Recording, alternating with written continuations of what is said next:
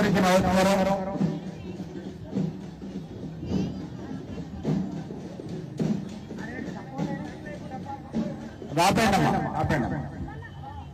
నమస్కారం. కార్యక్రమ నిర్వాహకులు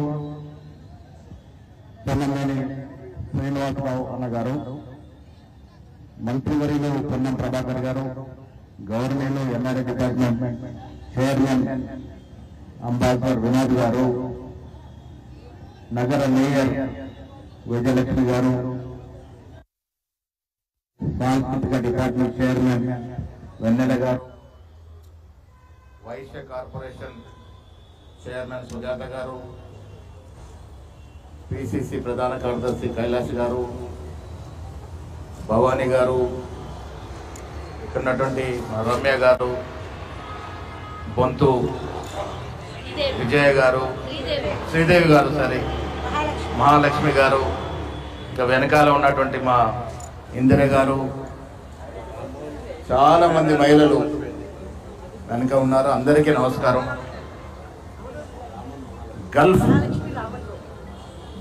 గల్ఫ్ ఎన్ఆర్ఐ డిపార్ట్మెంట్ వారు గల్ఫ్ కార్మికుల కొరకు, గల్ఫ్లో ఉన్నటువంటి మిత్రులందరి కొరకు ఇవాళ బతుకమ్మ కార్యక్రమాన్ని ఏర్పాటు చేసినారు. ఈ సందర్భంగా రాష్ట్ర ప్రజలకి బతుకమ్మ జరుపుకున్నటువంటి సందర్భంలో శుభాకాంక్షలు. బతుకమ్మ మా అమ్మమ్మ ఆడింది, మా నాయనమ్మ ఆడింది, మా తాతమ్మ కూడా ఆడింది. కానీ ప్రజలకి బతుకమ్మ అనేది 2014 వచ్చినట్టుగా, కొందరు దోస్తాన్లకే సొంతం అనుకున్నట్టుగా బతుకమ్మని రాజకీయాలకి వాడుకున్నటువంటి సందర్భం నుంచి ఇవాళ మాన్యు రేవంత్ రెడ్డి గారు ఇది అందరు బతుకమ్మగా, పార్టీలకు అతీతంగా, ప్రాంతాలకు అతీతంగా, కులాలకు అతీతంగా బతుకమ్మ పండుగ జరుపుకోవాలి. మేము అందుకే పిలిపించాం. పార్టీలకు అతీతంగా అందరూ రండి, అందరి సోదరి మనులు వచ్చి, అన్ని పార్టీల వారు వచ్చి ఈ బతుకమ్మని నిర్వహించుకోవాలి.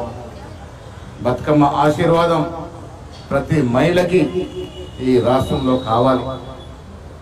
అతి పేద మహిళ నుంచి ధనికులైన మహిళల వరకు బతుకమ్మని ఆరాధిస్తారు, పూజిస్తారు, బతుకమ్మ దీవెనలు తీసుకుంటారు. అందుకే రాష్ట్ర ప్రభుత్వం ఇది ప్రతిష్టాత్మక తీసుకొని మా మంత్రివర్యులు జూపల్లి కృష్ణారావు గారు ఇందాక ప్రభాకర్ గారు చెప్పినట్టుగా ఇది మెగా ఈవెంట్. కారణం తెలంగాణ పేరు వచ్చినప్పుడల్లా బతుకమ్మ దసరా పేరు వస్తుంది. అంతటి చరిత్రాత్మకమైనటువంటి పండుగలు ఇవి. ఈ పండుగ గొప్పతనాన్ని చాటి చెప్పాలని రాష్ట్ర ప్రభుత్వం ప్రత్యేక బడ్జెట్ కేటాయించి ఇది మెగా ఈవెంట్గా జరుపుతున్నటువంటి సందర్భం. మిత్రులారా, పండుగలు అనేవి ఎవరి సొత్తు కాదు, వ్యక్తుల సొత్తు అంతకన్నా కాదు. ఇది ప్రజల పండుగ, యావత్ తెలంగాణ రాష్ట్రం జరుపుకునే పండుగ. ఈ పండుగని అత్యంత వైభవంగా జరుపుకోవాలని రాష్ట్ర ప్రజలకి పిలిపిస్తున్నాను. మిత్రుడు మంత్రి గారు చెప్పినట్టుగా కాంగ్రెస్ శ్రేణులు అందరూ కూడా బతుకమ్మ నిర్వహణలో పాలు పంచుకోవాలి. ఎక్కడ కూడా ఆటంకాలు రాకుండా ప్రతి కాంగ్రెస్ కార్యకర్త దీనిలో సమైక్యం కావాలని ఈ సందర్భంగా నేను పిలుపునిస్తా ఉన్నాను. ఇలా గల్ఫ్ బోర్డు వారు నిర్వహిస్తా ఉన్నారు. 10 ఏళ్ళు పడరాని పాటలు పాడారు గల్ఫ్ కార్మికులు. రేవంత్ రెడ్డి గారు ముఖ్యమంత్రి కాకముందు పిసిసి అధ్యక్షుడిగా ఆర్మూరులో జరిగిన సంఘటన మీటింగ్ లో గల్ఫ్ బాధితులు అన్ని రకాలుగా ఆదుకుంటాము, గల్ఫ్ పోయేవారిని నియంత్రిస్తాము, మోసాలు జరగకుండా కట్టుదిట్టమైనటువంటి చట్టాలు తీసుకోవాల్సిన చెప్పడం జరిగింది. దానికి అనుగుణంగానే ప్రభుత్వం వచ్చిన తర్వాత గల్ఫ్ అడ్వైజరీ బోర్డు వేయడమే కాకుండా గల్ఫ్ లో చనిపోయిన కుటుంబాలకు 5 లక్షల చొప్పున ఆర్థిక సాయం కూడా రాష్ట్ర కాంగ్రెస్ ప్రభుత్వం అందిస్తా ఉన్నది. అది కాకుండా దళార్లు, బ్రోకర్లు మోసాలకు పాల్పొని ఉండేందుకు కట్టుదిట్టమైన చర్యలు తీసుకునే దిశగా ప్రభుత్వం అడుగు వేస్తా ఉంది. దీంతో పాటు అనునిత్యం దుబాయ్, మస్కట్ లో ఇబ్బందులకు గురవుతున్న మన తెలుగు వారిని ఆదుకునేందుకు ఎన్ఆర్ఐ బోర్డును కూడా త్వరలో ప్రభుత్వం ఏర్పాటు చేయబోతా ఉంది. గల్ఫ్ బోర్డు ఎన్ఆర్ఐ బోర్డుతో పాటు గల్ఫ్ కి ప్రత్యేకంగా, ఈ గల్ఫ్ దేశాలకి ప్రత్యేకంగా ఒక బోర్డు ఉండాలని గల్ఫ్ బోర్డు కూడా వేస్తామనే మాట ముఖ్యమంత్రి గారు హామీ ఇచ్చిన సందర్భం.